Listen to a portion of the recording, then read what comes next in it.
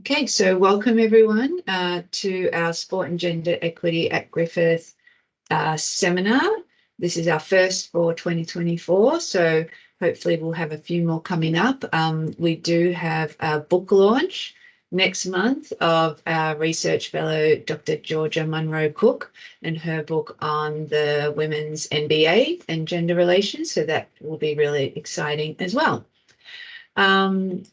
We will start, as usual, with an acknowledgement of country. So Griffith University acknowledges the traditional custodians on the land on which we're meeting and pays respects to the elders past, present, and extends that respect to all Aboriginal and Torres Strait Islander people here. And if there's any Aboriginal and Torres Strait Islander people here, that extends to you as well. I'm on the land of the Yomambere language people here, and I'm always grateful to be welcomed here. So you're welcome to put in the chat where you are and yeah, to have your acknowledgement as well. Just some general housekeeping. Please keep your microphone on mute so that we can avoid background noise. There will be time for questions at the end. Please use the chat. You can also use the hands up function. We do have quite a few people, so we might not get around to everybody, but I will do my best to moderate. And please use respectful and inclusive language. We don't tolerate any abuse. So I'm really excited for today's session. I think we're bringing together two very different perspectives to talk about gender diversity in sport from a sports science background and social work lived experience. So we have Dr. Sarah Alexander from Deakin University and Jack from Rainbow Affinity. We're going to start first just with each of them introducing themselves, and then they will each do a short talk, and then we'll have time for some Q&A. So I'll stop sharing, and we'll start with Sarah to introduce herself. Hi, good morning, everyone, and thanks for the introduction, Adele. So I am Sarah Alexander. I'm a postdoctoral research fellow at the Baker Heart and Diabetes Institute in Melbourne. But today I'm going to be primarily talking about work that I did during my PhD, which was at Deakin University. My background is exercise science, but I look at everything. I'm a physiologist, so I look at everything through a physiological lens, if you like, and I've always had a big passion for sport as well, which is how I guess I kind of got into this area. Thanks so much for joining us. And I will hand over to Jack, who will introduce himself. Thanks, Adele. Yeah, thanks everyone for joining us today. My name is Jack. My pronouns are he, they. I'm a proud transgender man, also a social worker. I work with young people and adults who identify as LGBTIQ+, in the Brisbane and Gold Coast region, providing individual counselling support. I've worked primarily in the drug and alcohol sector for over 10 years. That's also an area that I'm very passionate about. But I'm also someone who has a lived experience of sport as being a very much a protective factor, and we'll be able to share some insights on my lived experience, but also some of the, I suppose, narratives that I've heard from some of the folk that I work alongside, and how it can be a protective factor for them also being included into sports. Yeah, so really happy to be part of this. Thanks so much for having me. Thanks so much, Jack. We really appreciate it. I can see we've got a lot of people here today to welcome you both. So we'll start with Sarah, who's going to give us some of her PhD research, where her findings, you know, kind of are working towards debunking some of the myths. We don't, you know, we still don't know so much when it comes to sex and gender. So it's wonderful to see physiologists like Sarah doing important work in this area. So I will turn my mic off Do you have slides to share, Sarah, or? Yeah, they should be coming up now. Can you see my slides? No, just our screen. Maybe it's the wrong screen. Give me a second. Mm-hmm.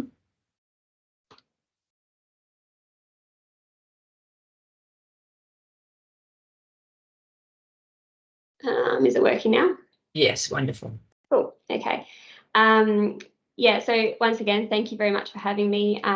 My pronouns are she, her, identify as a woman.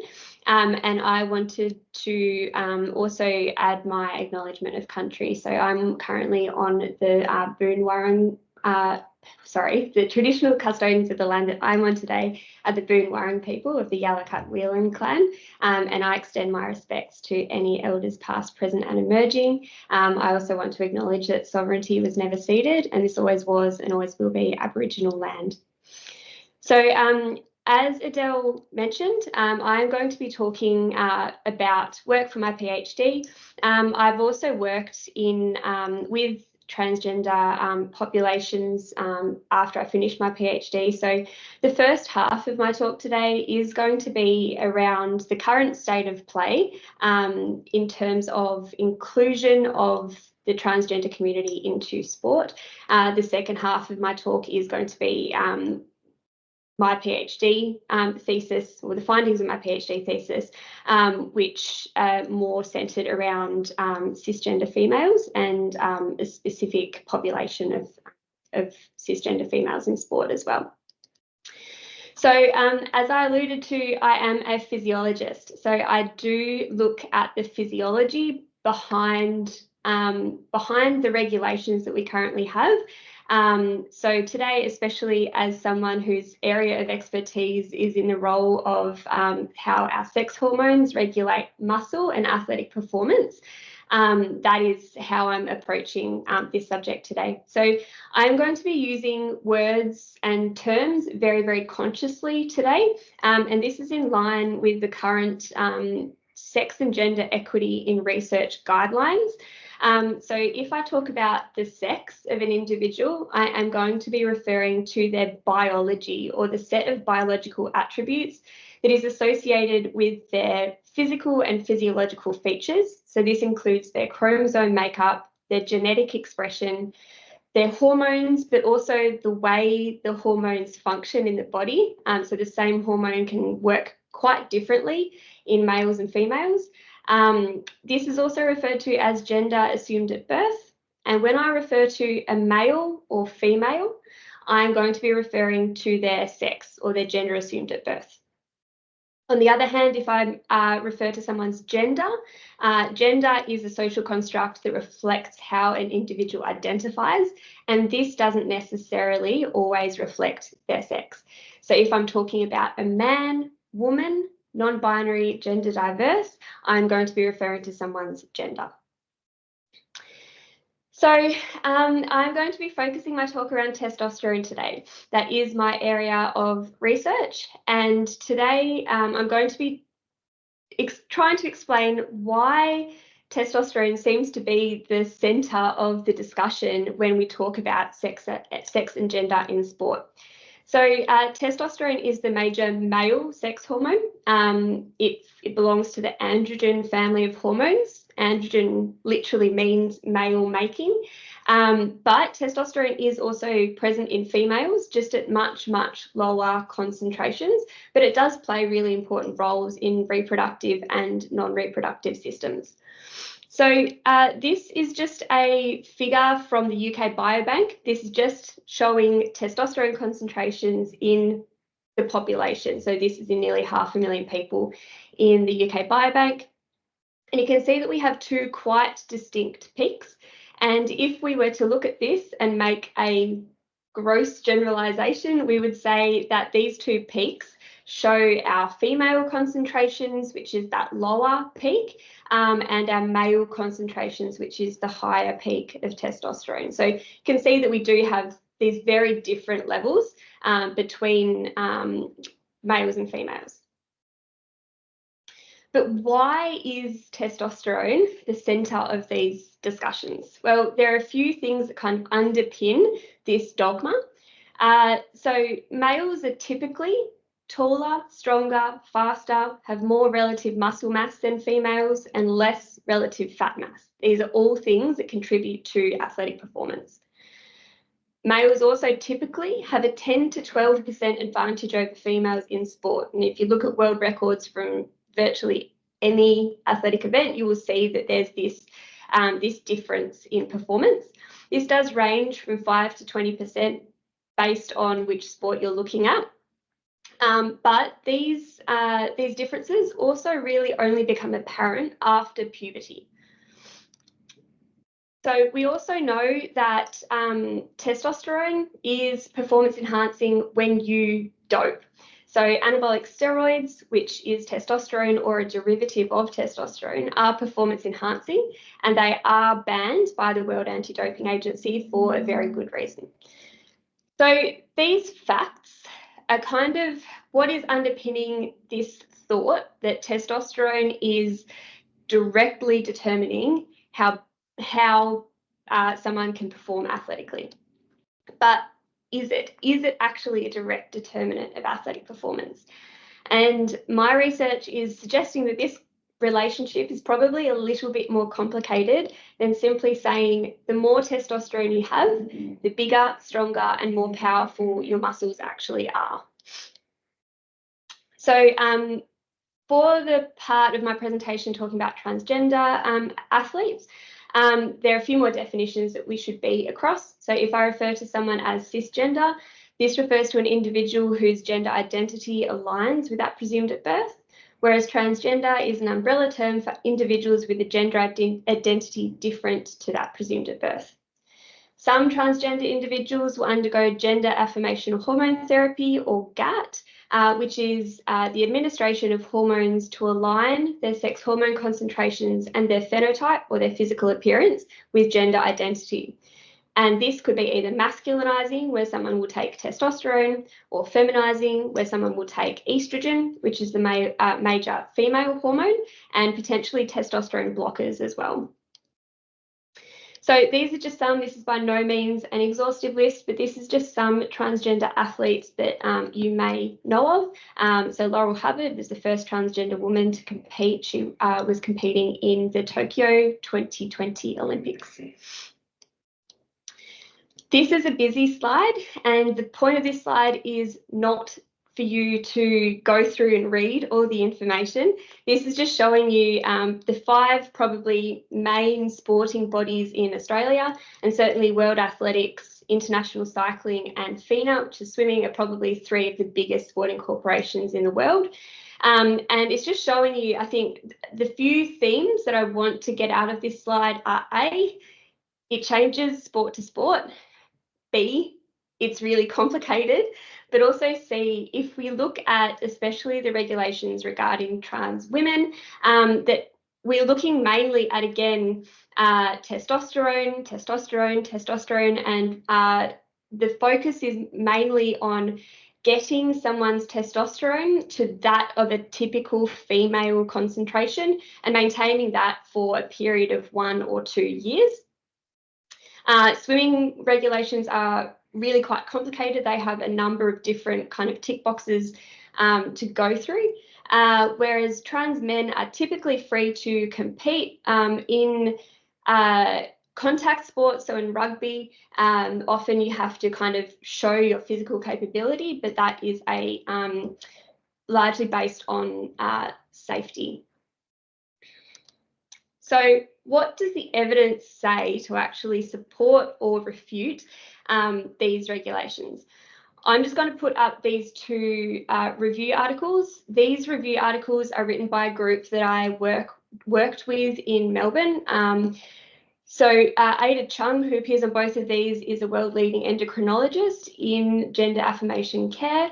She's also a researcher out of Melbourne Uni. And this is the group that I did a lot of work with. These 2 reviews are excellent, and they do a really good job of summarising the current evidence that we have available to us. the main theme to come out of these reviews is that we have limited evidence. So most, not all, but most of the evidence is coming from cross-sectional studies where you simply take a snapshot in time and you're comparing transgender women to cisgender women and cisgender men. You're not actually following someone across time. There's often a lack of control for confounding variables that may be affecting the relationship between hormones and muscle. Often they use limited measures. So they might use something like hand grip strength as a proxy for whole body strength, which isn't a perfect measure. And they use mostly athletic populations, which then they generalize to athletes, which again isn't ideal. However, in saying that, just because evidence is limited doesn't necessarily mean it's of a poor quality. It's the best we have at the moment. It just means we need more of it. We need to do more research in this space. So on that note, the last thing I'm going to talk on this subject is just about a study that is ongoing. It's a beautiful example of the type of research we do need more of. And this was a study I was involved with last year. It's called the GAME study. This paper here is the protocol. So if you're interested in the protocol of it, please go and read this paper. The results aren't released yet as it is still an ongoing study. So very quickly, what happened we're looking at transgender individuals. So about a week before these people went onto gender affirmation hormone therapy, they'd often come in with the prescription. So as soon as they were done with our testing, they'd go and get their scripts filled. Before they started hormones, we did aerobic capacity testing or a VO2 peak test. We did muscle strength testing. We did body composition, took muscle biopsies and bloods. Then they went away, started hormone therapy. Then after 6 and 12 months of hormone therapy, we would redo exactly the same measures. The reason we followed them for 12 months is because this is the period of time we'd expect to see the largest changes in these measures with GAT. What makes this study pretty unique is that we had this comparator group of people not taking hormones. So this could be trans folk who weren't taking hormones or cisgender folk as well, but they were all matched in age to the intervention group. So we got a really nice comparison there as well, which again adds a lot of weight to studies like this. So the second half of my talk is now going to be focusing on the findings of my PhD. So my PhD was looking at the role of testosterone in muscle in premenopausal cisgender females and how that also has relatively large implications for sport as well. So these athletes, again, it's not an exhaustive list, but these athletes are probably the most well-known in this space because they've been the most vocal about it, especially Caster Semenya from South Africa. So these athletes are some among many who are currently banned from competing in any event in world athletics. This is based on their naturally elevated testosterone concentrations. So they're not doping, they haven't done anything wrong. There's simply something in their physiology that means their testosterone is naturally elevated and they're banned from competing. And World Athletics says that they have to medically or surgically lower their testosterone levels to, again, that magic 2.5 nanomole per litre cutoff, which is the upper limit of typical female levels, if they want to compete in any event in the female category of sport. Again, the premise for this is that testosterone is a direct determinant of athletic performance. So I showed you this figure before and I said, yep, okay, we've got our female peak and our male peak. I told you a little fib because actually it's going to look more like this. This figure isn't mine, but I do think it really nicely demonstrates the complexity of trying to use testosterone as the sole marker for someone's sex.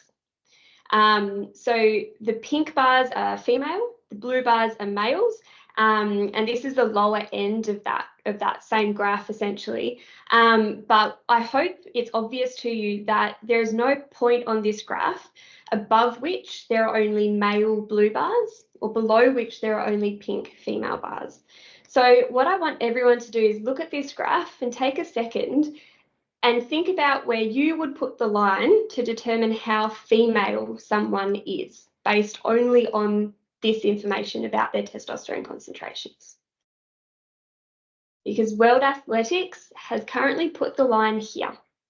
So theoretically, every pink bar to the right of that black line shouldn't be competing, which that's a frequency curve. So if you looked at all those, like added up all those people, that's quite a significant number of athletes. So we thought, okay, we have to try and do something about this. So I was looking to answer the question whether naturally occurring testosterone is a direct determinant of muscle mass, strength, or their ability to adapt to resistance training in premenopausal females. The first thing I did was look to the literature to see, okay, what is the current evidence to support this? And we found there's very, very little evidence in this space. The evidence body is very limited. But what we did find was consistently there is no relationship between total testosterone and muscle mass or muscle function in females. But again, very limited. So I thought, let's try and fill that gap a little bit. So the next thing I did was a cross-sectional study using a secondhand data set. This is the largest cohort in this area. So I was looking at over 700 females. The next closest study, I think, had less than 100. So we're looking at a really large cohort of people. And then, we tried to find associations, again, between testosterone, muscle mass, and hand grip strength, with the caveat that I've already told you, hand grip strength is not a perfect proxy, but it was what was available to us. And we controlled for important measures, so things like protein intake, which we know is going to influence muscle mass. And in this study, we found that total testosterone was once again not associated with lean mass or with hand grip strength in premenopausal females. Then we moved on to a longitudinal study design.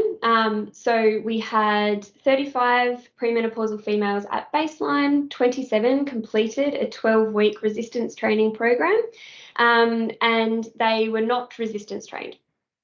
So before training, we looked at their physical activity and sleep. We looked at their protein intake. We took muscle biopsies, body composition scans, thigh muscle cross-sectional area scans, strength tested them, and took blood and urine. We then put them through a 12-week resistance training program where they trained 3 days per week. We took blood and urine every 2 weeks throughout the program, and then we repeated the exact same measures after the 12 weeks of training. So the first thing we wanted to do was look in a very, very, very tightly controlled manner, where we controlled for everything down to the phase of the menstrual cycle that these people were in, the time of day that we took the blood samples, because testosterone drops by 30% throughout the day.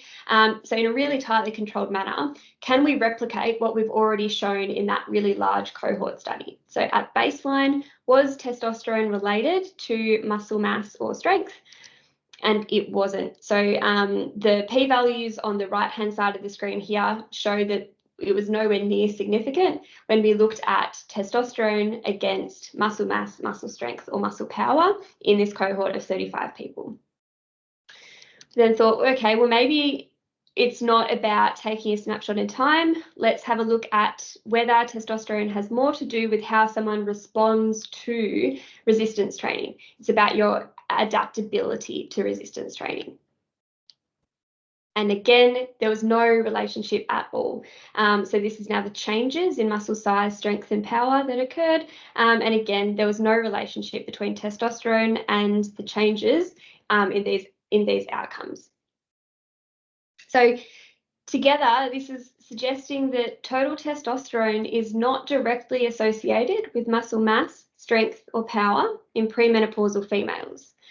What does this mean? Well, it means that these regulations might not be entirely valid because World Athletics is taking a blood sample from these women and essentially saying that you're not female enough, which is what the end point of this is that argument. And my research and research from others is suggesting that it's not about testosterone. So yeah, I think this figure sums up what testosterone is doing, the relationship between testosterone and muscle.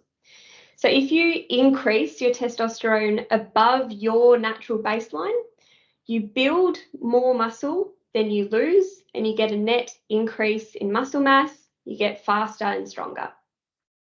On the other hand, if you suppress your testosterone to below your individual baseline, you break down more muscle than you build, and we get a net loss in muscle. However, at physiological concentrations, so when you are not manipulating your testosterone, it doesn't matter where your individual baseline is. If you're not manipulating it, we get no net loss or gain of muscle. And that's why testosterone is not a direct determinant of muscle mass or strength in this cohort. So where to from here? Because I've told you a lot of information, but there are a lot of questions still left. And the easy answer for me is I have no idea where to go from here. But there are a few steps that we need to take in order to have a better answer to this question. The first one, and I've said it a lot today, we need more research because we simply do not have enough evidence either way. So we need more good quality evidence in this space. But in saying that, we need open-mindedness, and this can be taken a few different ways. So we need to be open-minded with our research. We all have our internal biases, whether we're conscious of them or not.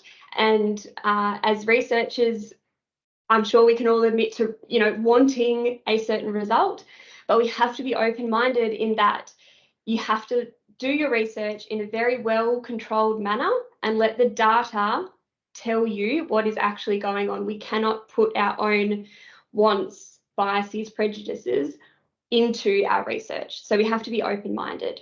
In saying that, we also have to be open-minded with conversations like this. The next thing is education. I think the biggest, most important thing in terms of getting rid of biases, getting rid of prejudice and bigotry is through education. So I think that's a really, really important step. And I also think an open, honest discourse as well. And this might mean having harder conversations or having conversations with people that don't necessarily agree with you. I know, you guys are here at a sex and gender equity presentation. I'm preaching to the choir about this stuff. We have to have conversations with people that don't necessarily agree with our research and our way of thinking, and have those open discussions. But I think all of these things feed into one another, and I think you can't have an honest discussion without being open-minded. So I think all of these things together will help us move forward with a better idea of where to go from here. So in saying that, these are my collaborators, and I thank you for the invitation to today, and thank you for your time today.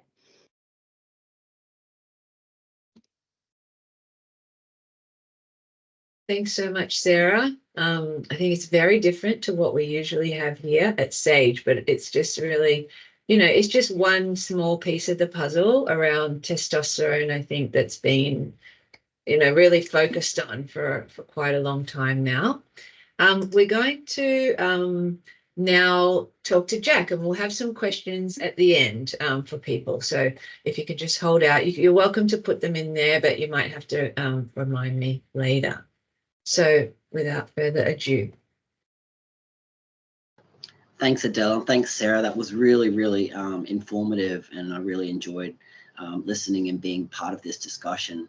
I suppose my talk's going to be a lot different to Sarah's, but equally as important. Not really coming from a scientific biological sort of perspective. I'm coming more from a relational, lived experience perspective. Yeah, so as I said, I'm a social worker. I have worked predominantly in drug and alcohol for over 10 years.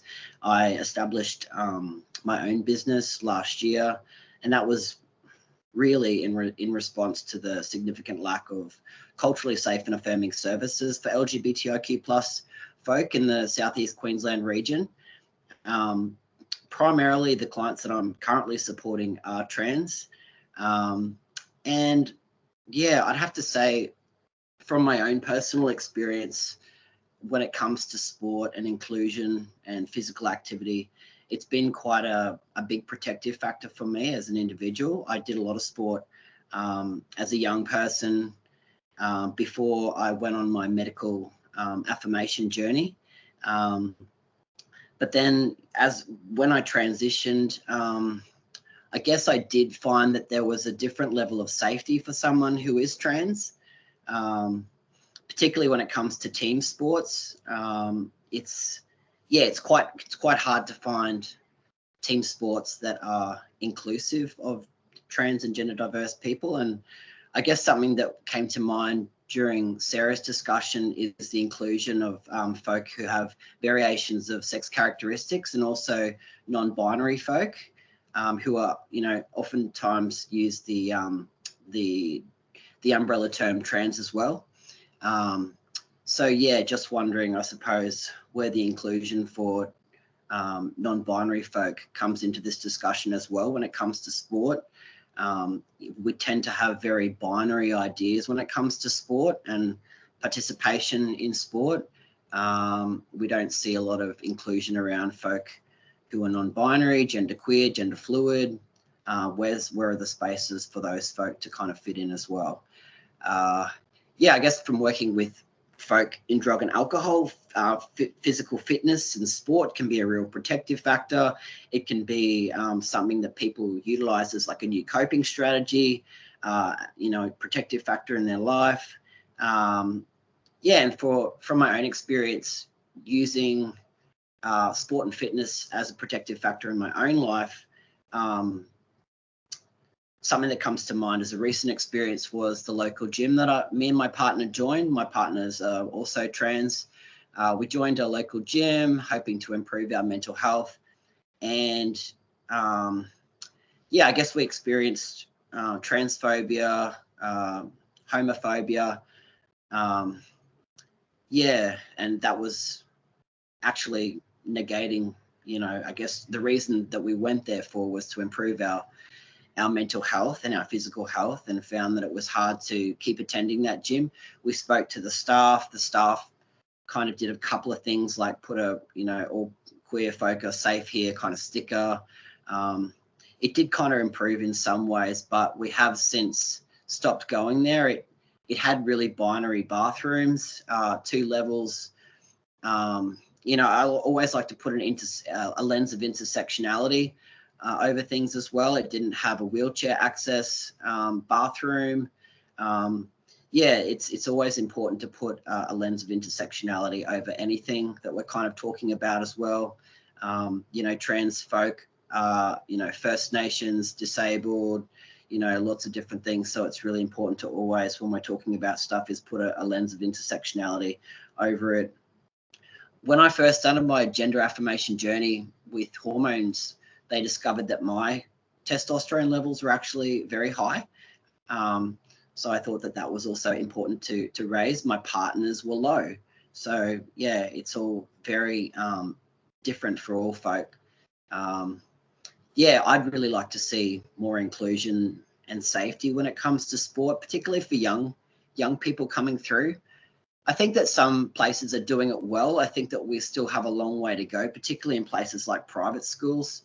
There's one person that stands out in my mind who I'm walking alongside at the moment, who is having a very hard time in the private school that they're attending when it comes to feeling safe and included in their authentic self and their gender identity.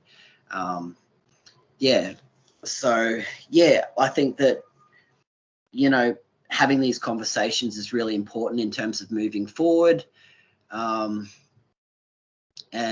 yeah, I think that, you know, a lot of times we're looking at sports and fitness as, you know, the success and winning and performance, but how about we sort of look at it from community-based capacity building, sense of belonging, sense of community, improving the quality of a person's life. That's where it really means the most to me and has been the most influential in my life. I would really like to be someone who is involved in team sports, but haven't particularly felt safe to approach a sporting club.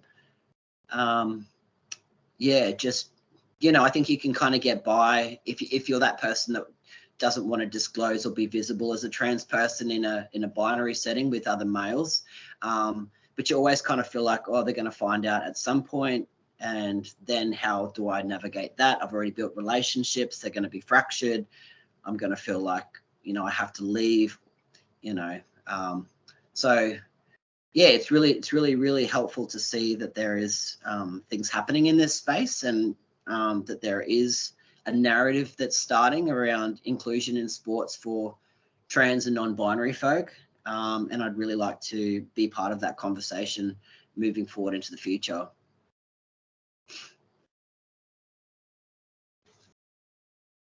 Thank you so much, Jack. Yeah, it's just to share your experience as well, and to yeah, be, you know, vulnerable. So I'm really grateful that you were willing to come and share.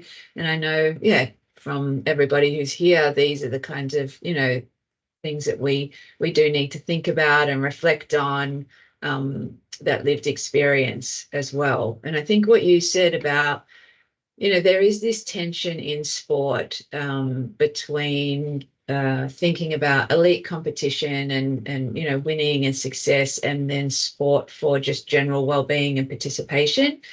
But sometimes, you know, the elite and performance side, they try to say that, well, no, sport is good for you. You know, that's why we need funding, because sport is so good for you and sport's good for your mental health. But these are not, that's not actually what they're focusing on. They're just using that rhetoric to boost them up, when at the end of the day, sport in the performance angle, it's, you know, it's just another high performance thing, really.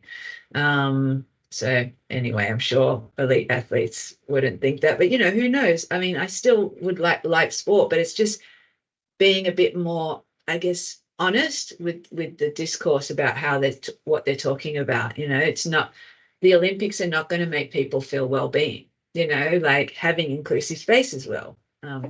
Okay.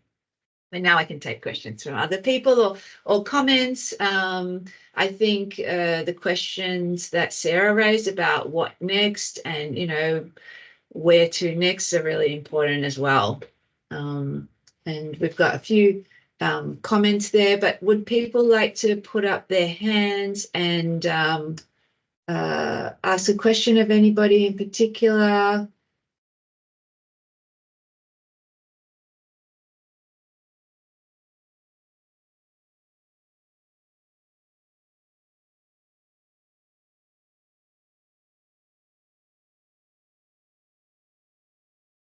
Michael. Hey, Sarah, Jack, thanks for that. It was fantastic. Sarah, have you, I just in the edge of my mind, I read about Blair Hamilton's recent research, mainly because the gender criticals in the UK have already, you know, sort of abused it and said it wasn't matched population groups. Have you heard anything about that recent research? No, I'm not aware of that research. I can't even recall where it was published. I'm sorry about that. Yeah, I might I'll certainly go and have a read of it after we get off this call. But I think what your research, I'm really looking forward to when it comes out with the matched cohorts. I think that's going to be very incredibly useful in the battle for greater inclusion. So thanks for doing that, is what I'm going to say. I was helping out on someone else's study, but I'll take it. Thank you. Yeah. Thanks, Michael. Good to see you.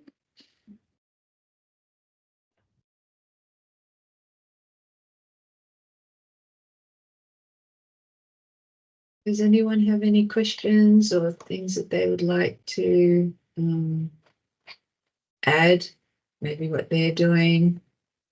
I actually just had one more thing that came to mind that I just wanted to share quickly, is that none of the clients that I'm actually walking alongside or have since I started this journey are engaged in any sporting teams or physical activity. Yeah. And that says a lot, you know, and it's just, you know, it's a really affordable way to address your mental health, really. Sally. And then we've got Joe, Becky, Joe, and then Becky. Thanks, Adele, and kia ora, everyone from New Zealand. Just as question really for either of you, and thank you both so much for really fantastic presentations. And I'm just intrigued as to your thoughts on the CAS review in the UK and what that means for Sarah in your work. I noticed some of these sports organisations are talking about pre-puberty testosterone levels and all the rest of it. I'm just, it's just a top of the head kind of question. Sorry, it hasn't really got any shape to it, but if either of you've gotten to contribute on that, it would be interesting. Jack, did you have any comments? I haven't heard of that. Sorry. Oh, sorry. It's the CAS report is a report to the UK Health Services blocking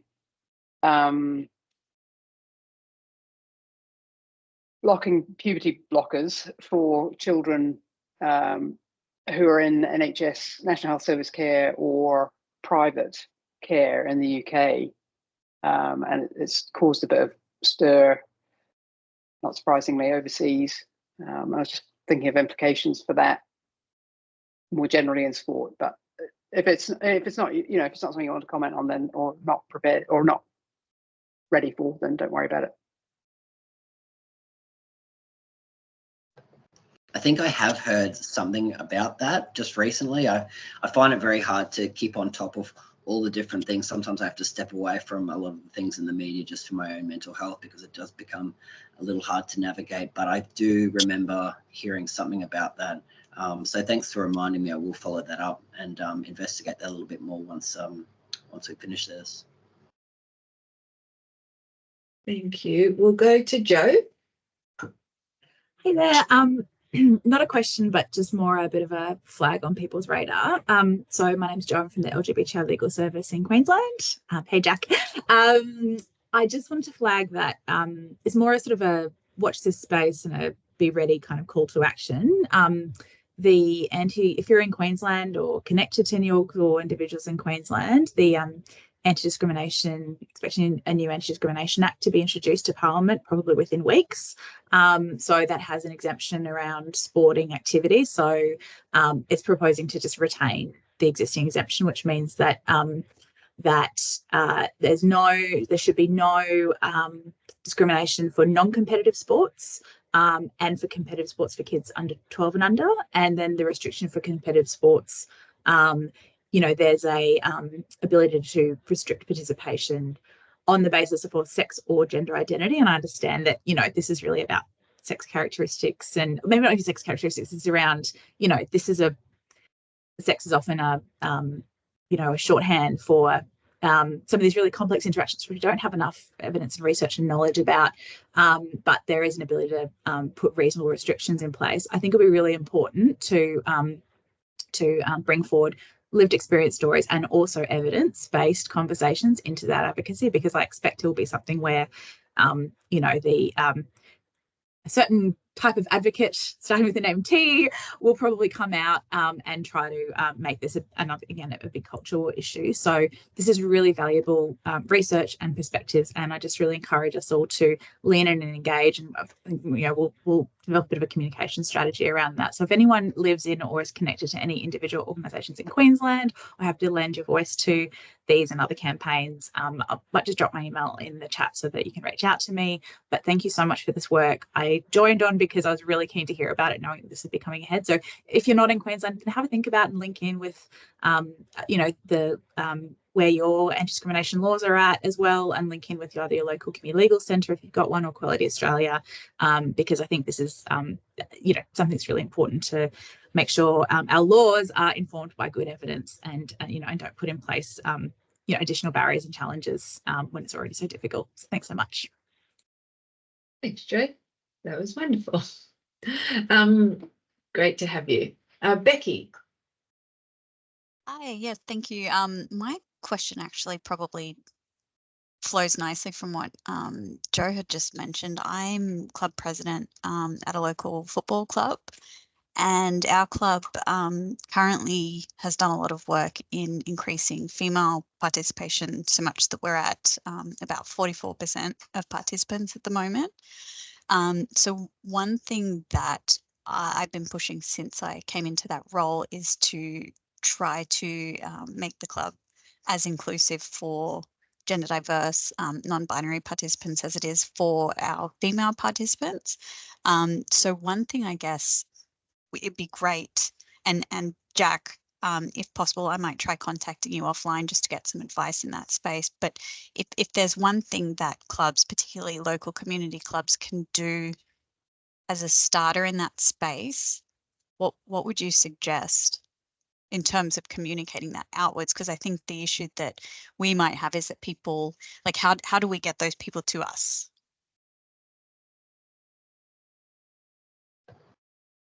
I think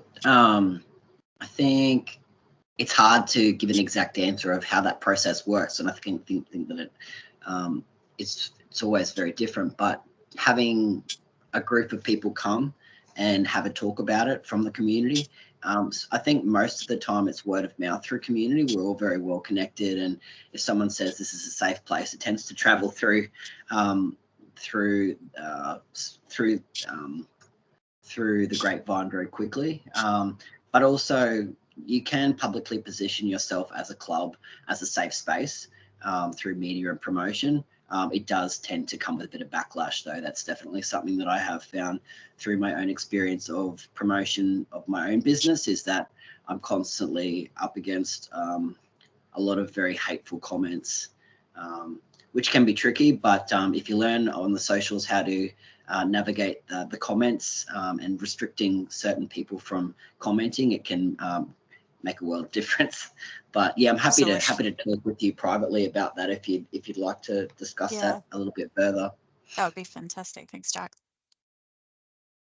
It's wonderful to have you here, Becky. And this is, who we want to connect with, people who are out there volunteering and working in sport, so that they can get research translated through these forums. So yeah, I think that's the case, is that a lot of the times you'll get people who just have no idea really what they're talking about in this space. So the notions that they have are kind of ill-informed, and I guess it's trying to, like you said, have open-minded discussions with these people. Yeah, bring everyone up to speed. Great, thank you.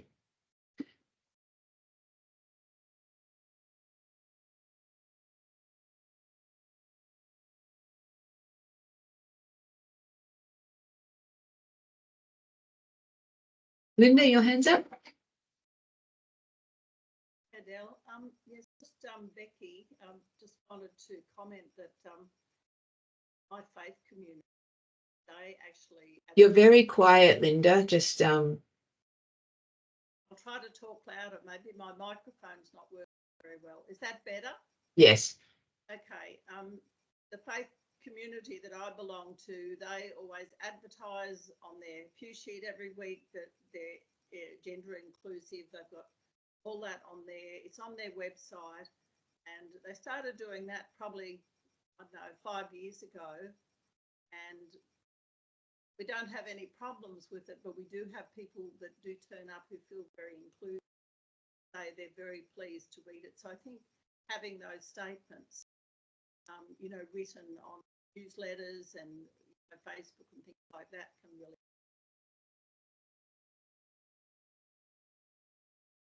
Right.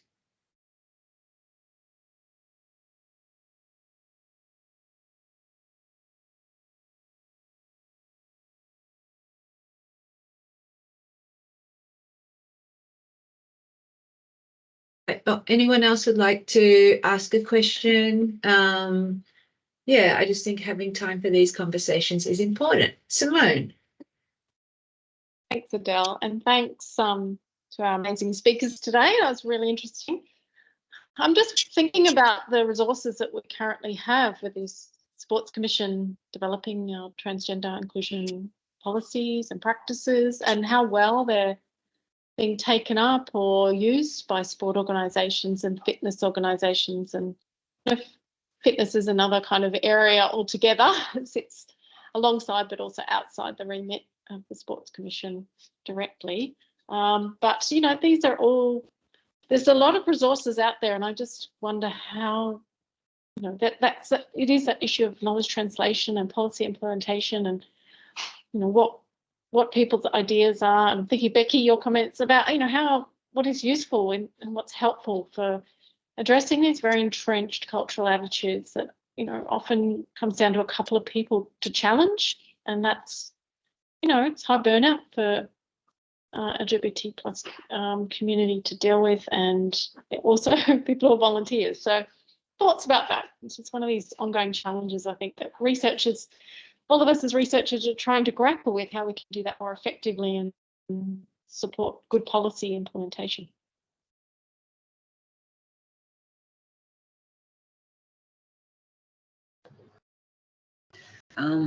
I'm not really sure. I think I know exactly what you're talking about when it comes to the strategy that was rolled out, I think in 2019. Is that the one that you're speaking to? It sounds very thorough, and I'm also wondering the same thing. Are people not aware of the resources that are available to support these kind of policies sort of being rolled out into organisations, into schools, into sporting clubs? Yeah, I'm not too sure. I'm not too sure what the answer is, but I think having these conversations is definitely a starting point. I mean, I've, you know, off my own back, had some ideas and applied for grants and not been successful. It is exhausting from someone from the community who's experiencing to have to feel like it's their job to kind of get these things up and running. And it's always such a powerful thing to have strong allies who are standing in solidarity, sort of shouldering some of the burden that, you know, carrying some of the load. So yeah, I'm not really sure what to say about that, but I think having these conversations and spreading the narrative that it's something that's important and needs to be addressed, and the research to back it up is really important. Thanks, Jack. Catherine, thanks for coming. Thank you so much, and thank you for the presentations. As I've put some little comments throughout in the chat. Sarah, I think that the graph that you've done where you've put the line for World Athletics is super powerful and should really be getting out there as much as possible. And if you did one for FINA and one for athletics and, you know, all the other ones as well, it would even look even more ridiculous. And so the fact that they're drawing their lines in a way that excludes some of the cis female population is extremely powerful, and kind of the point that we've been making from a policy perspective. I've put a note in there too that I've written on the FINA policy, this idea of having an other category, which I just think is ludicrous. And the AFL policy I've written on as well with Matt Nicol, just shout out for Matt, who I think is still on the line. We were really hopeful about the AFL policy, and I actually don't know whether it's working in practice. That's one of the things that I would like to do some follow up. I've been promoting the AFL approach because I think in theory it's a really good one. What they're supposedly doing is looking at the existing cohort of AFLW players and looking at what the normal range is for a whole bunch of different skills and attributes. So they're looking at how far can they hand pass, how high can they do standing jumps, how fast can they run over 5 meters, 500 meters. You know, I think there was something like 90 different criteria that they looked at, which I just thought was a really interesting thing to do, to say, what does normal look like, particularly in a team sport environment where you want to have, you know, big, strong players, little, tiny, fast ones. You know, team sport is inclusive. That's kind of the point. So there's plenty of room for everyone to come and play. And the AFL has adopted that approach and then said, well, let's test the person who's applying to come in, who is non-binary or is a trans woman or whatever, and then see, do they fit within the normal range, or do they in fact have a competitive advantage? So that's the key question, and whether there's a competitive advantage. So they're not interested in testosterone rates. They're not interested in, you know, looking at singular hormone, and getting away from that, I think, is enormously positive. But just to Simone's point, which is just about the exhaustion felt by researchers and people working in this space. The cyberbullying is just intense. As soon as you put your head above the parapet and you say something as an ally or as a person who's deeply affected, then I just think the trolling pylon is just really overwhelming. And I've felt at times where I just have to pull back and say, I can't be involved right now. I need to go and do something else in order to recharge the batteries. And so one of the projects that we're doing with Sport Integrity Australia at the moment is looking at cyberbullying and how national sporting organisations can help support people, not just obviously on this topic, but anytime a woman does anything, dares to do anything in the sports space, she gets hammered, because how dare she have anything to do with sport, right? It's not her place. So if any of you have any ideas on how you think we could be better supporting women in the sports industry, women, all creatures great and small, including the intersectionality that you mentioned, Jack, too, thank you for doing that, then please send them through to me. I'd love to hear from you. I'm at the University of Canberra, and I'll put in my email address, so send me a note. I'd love to hear anybody who's doing it well. I'd love to hear. Great to hear all of that work. We'll have one last, we've got Aaron and then Simone, and then we need to finish up. Hi, Aaron. Hi, thank you. Sorry, great presentations all around, and the personal stuff from you, Jack, was very touching. Building on Jack's comments on intersectionality, and then on Catherine. So as an athlete who lives with a physical disability, I have to undergo both state and then national classification to be able to compete in a field that's appropriate for my level and my capability. And I find that it's really quite interesting when it comes to talking about trans athletes, that the onus is put largely on the athlete themselves to prove where they are, what capability there is, rather than the systems of the sports themselves changing to have those analyses. And it was quite positive to hear from Catherine that the AFL is looking at doing something similar to that with this skills testing, to make sure that people are judged on their ability, not just the amount of a chemical their body produces and where their state is at. And it's always been quite interesting to me that we ask, that we challenge the athlete themselves versus this looking at building the system changes around the sports and having those classifications. So people are competing in a perfect world somewhere down the street, down the end of the road, you'd have probably no need to worry about gender at all. You'd have people competing based on their skill level. But in current ways things working, obviously we need to have those protections in place for people, both cis or trans, be able to compete in this spaces that are safe for them to do so.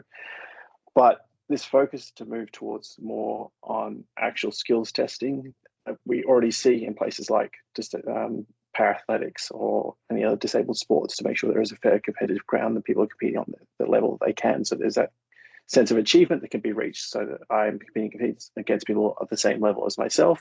So if I do achieve something, I'm achieving because it's measured against people who are of equal skill level.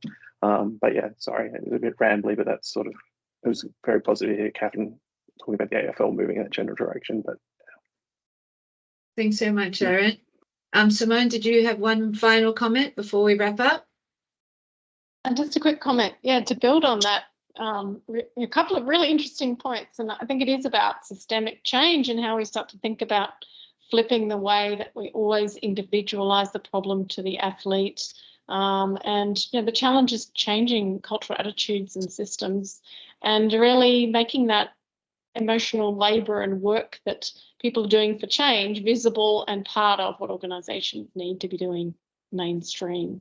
And I also just got me thinking about, I wonder what role technology's got to play if we move down that line of thought around capability, because we know there are problems with disability paraclassification because they're static, and people are changing and bodies are changing, and we don't know what bodies are capable of doing. And we've seen that with cis women in endurance sports out beating men. There's various things that are going on across the sporting world, and I think that's the place to kind of be starting with. We don't know, and that coming back to Sarah's point about being open-minded and the way in which research opens up questions rather than just closing down definitive answers, because bodies are cultural as much as they're physiological. And that's the interesting question for us to understand, I think, moving forward.